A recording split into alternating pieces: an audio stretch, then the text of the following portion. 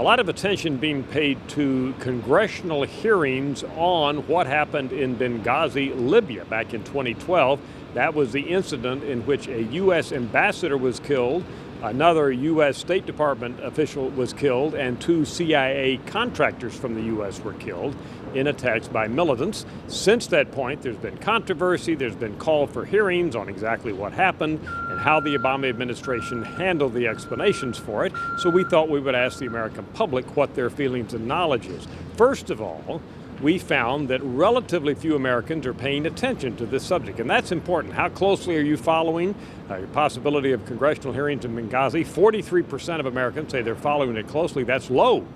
The average for all the stories that we've asked this closely following question about is 60%.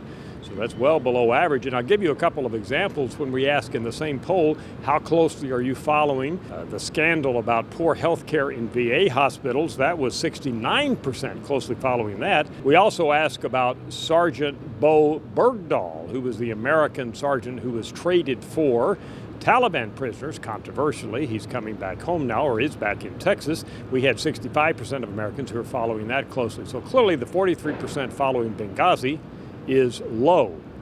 Big difference by politics. It's been the Republicans calling for the hearings.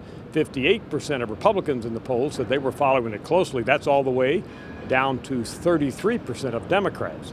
So clearly Republicans are more interested in Benghazi than independents or Democrats, which again isn't surprising because this has become to some degree a Republican issue. One final question we did ask, do you approve or disapprove of the idea of having the hearings? Overall, it tilts positive, 45 to 38. Among Republicans, 75% say it's a good idea to have the hearings. Among Democrats, that's only 30% issue. I'm Dr. Frank Newport, Gallup Editor-in-Chief.